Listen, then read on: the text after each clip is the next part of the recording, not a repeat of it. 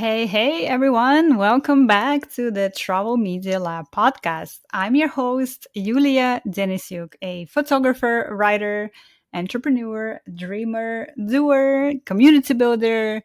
Let's see, am I missing something here? As you can see, I've been really busy working on a creative career of my dreams for the past 6 years. And this podcast, Travel Media Lab, is my platform of sharing all the knowledge that I've gathered in these years in this career with you. So, welcome. I'm so glad that you're here.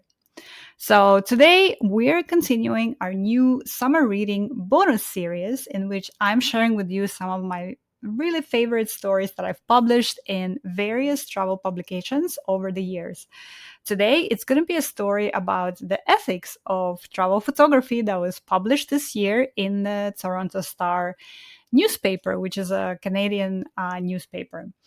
And as I mentioned in the last episode, this summer reading series is an experiment. We've never done anything like this before, so it's really would be amazing for us if we could get your feedback on what you think about this series. Are you enjoying it so far? Is it interesting to you?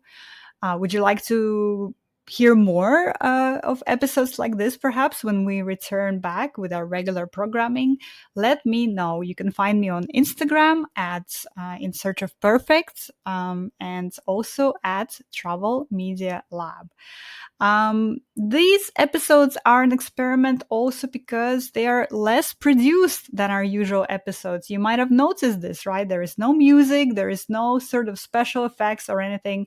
It's stripped down to a bare minimum of just me and my voice.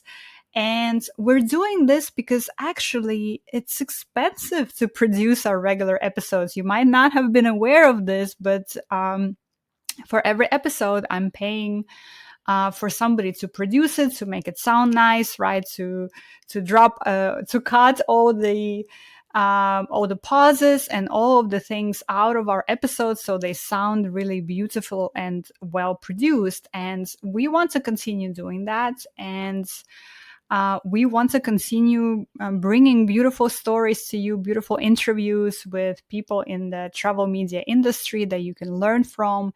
So that's why we are doing this right now. That's why we're having this summer reading series, because we're currently looking for a sponsor to sponsor our podcast so that we can continue offering you the episodes that you've come to enjoy over the past 2 or 3 years that we've been running this podcast. Oh my goodness, I can't believe it's been so long already. So to do that, we also need your support. We need your support. So if you like this episode, if you like the episode that came out last week when we talked about where I talked about freezing my eggs in Barcelona, please share it on social, right? It doesn't take that long to put up something really small about the podcast or about the episode that you heard on social media. But what it means is that but every share that we get is a potential new listener that can be added to our Travel Media Lab community.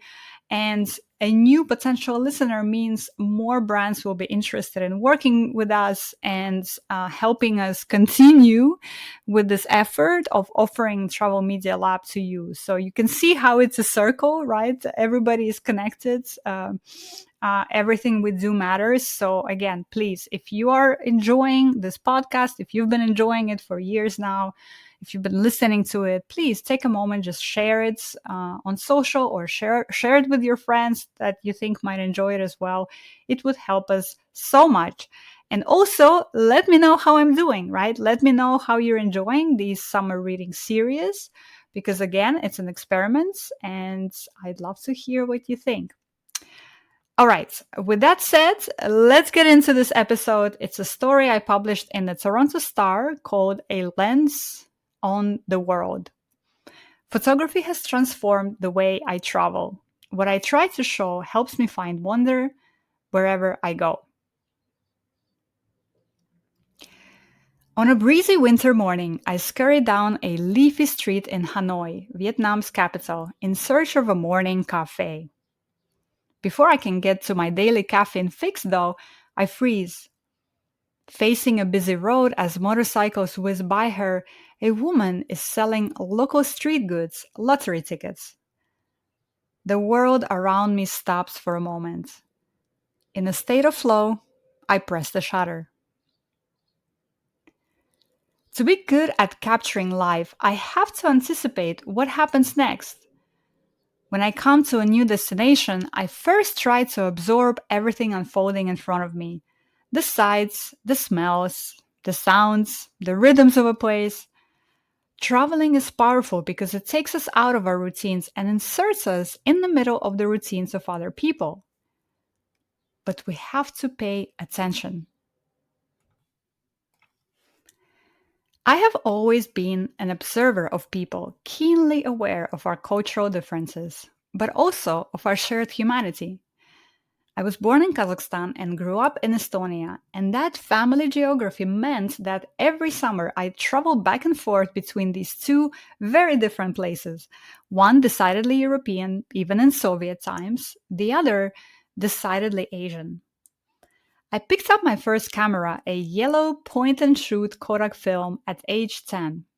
In my 30s, I became a travel photographer and writer with a mission to tell stories that celebrate our diversity and also share how, more often than not, we're quite alike. At its best, travel photography tells the story of a place through its people, food, streets, architecture, and culture. And isn't that why we travel? To learn something about each other, to understand a world that's different from our own, and to help build bridges rather than walls. Photographing people is one of the central aspects of travel photography, and to me, it is a sacred task. Too often, I see photographers in the field taking pictures without asking permission first, invading others' personal space, and assuming they have this right. Emotions like mistrust, contempt, or discomfort travel through the lens, and when a portrait is taken without permission, you can see it in the final work. Before taking out my camera, I try to establish rapport with the people I photograph. At a minimum, I ask my subjects for their permission to be photographed. I've always believed that the people in my story should be my partners in storytelling. Some time ago, a major publication approached me to do a story about the Bedouin community in Wadi Rum, Jordan's southern desert on the border with Saudi Arabia. Before I said yes, I wanted to make sure that the people I was about to photograph were on board with the story and that they trusted me to represent their culture and beliefs. I'd spent years traveling to Wadi Rum and I had developed relationships inside this community, so it was my honor to do this work when they said yes.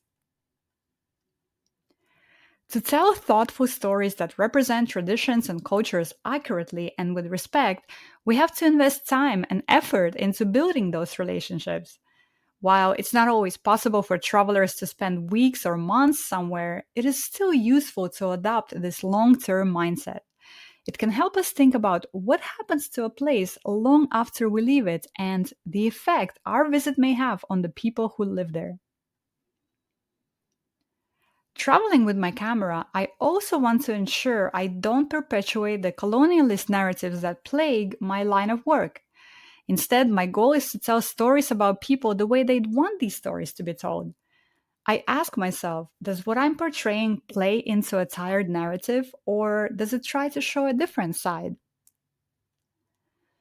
With many assignments in the Middle East, I often see images of war torn villages, conflicts, and desperation. And by the way, war torn here is in quotation marks because that is actually a stereotype that a lot of these media portrayals of the Middle East often show. That's the stereotype of the region that Western audiences have absorbed. But the Middle East is not a monolith. It contains a multitude of cultures, beliefs, and economic and political situations. My profession has also helped me approach situations I encounter on the road with humility, shedding the need to impose my beliefs on someone else.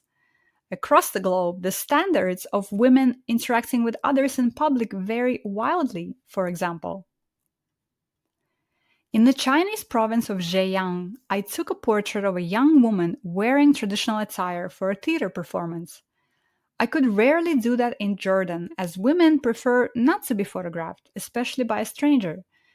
During my visit to Iraq Al Amir, a cooperative of women artisans in Amman, I respected that wish and asked if I could photograph their activities instead, without revealing any faces.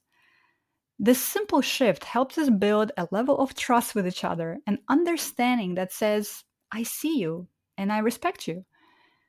That orientation toward humility and respect has served me well on my travels, allowing me to access to spaces I believe I wouldn't have otherwise gotten. Over time, I've developed a personal philosophy that guides my visual work. Our world is diverse and multi layered. It is also quite unfair and ruthless at times.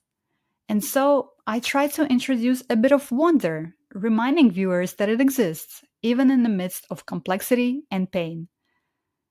What I seek to portray with my camera helps me find wonder wherever I go.